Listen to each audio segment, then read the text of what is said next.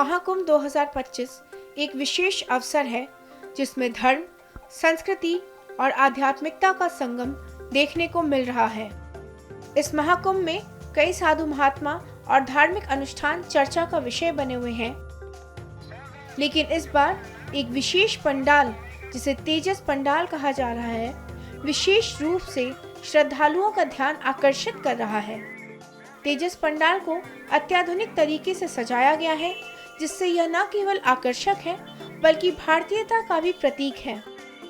इस पंडाल का निर्माण देश विदेश के श्रद्धालुओं के लिए भारत की उपलब्धियों और संस्कृति को दर्शाने के लिए किया गया है। तेजस पंडाल न केवल श्रद्धालुओं के लिए एक आकर्षण का केंद्र है, बल्कि यह भारत की संस्कृति और विकास की कहानी भी बयां करता है। इस शिविर का नाम श्री रामानंदाचार्य मठ शिविर है। इसे ये जो स्तंभ की स्वरूप में बनाया गया, इसे तेजस विमान कहते हैं। यह अपने भारत का गौरव कहा जाता है। आने वाली जो युवा पीढ़ी है उसको प्रोत्साहन देने के लिए बनाया गया है।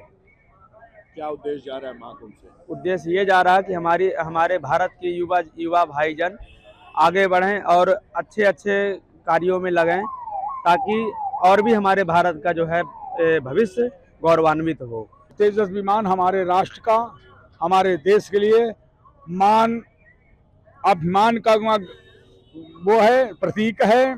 हाँ, इसलिए हमने तेजस विमान का गेट बनवाया है।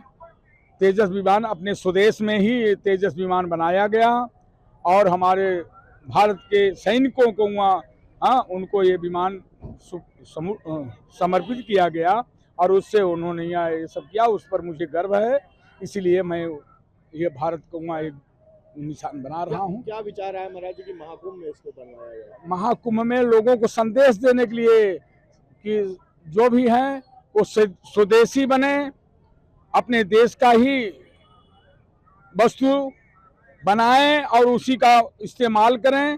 हाँ, भारत के दूसरे देशों के उस पर निर्भर न रहे। हमारा भारत जो है अब इतना शक्तिशाली बन चुका है कि अब कोई देश हमारे भारत पर आक्रमण या किसी प्रकार का वो नहीं कर सकता है। हमारा देश भी एक बहुत शक्तिशाली देश है।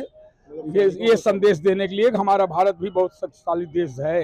ये क्योंकि यहाँ देश विदेश के भी लोग आएंगे, बहुत से देशों के आएंगे।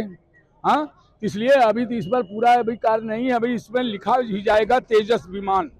हाँ, तो इसलिए उन लोगों को संदेश देने के लिए देख लो कि हमारे भारत में भी तेजस विमान बनाने का, चंद्रमा पर जाने का, मंगल ग्रह पर जाने का वो शक्ति प्राप्त हो चुका है।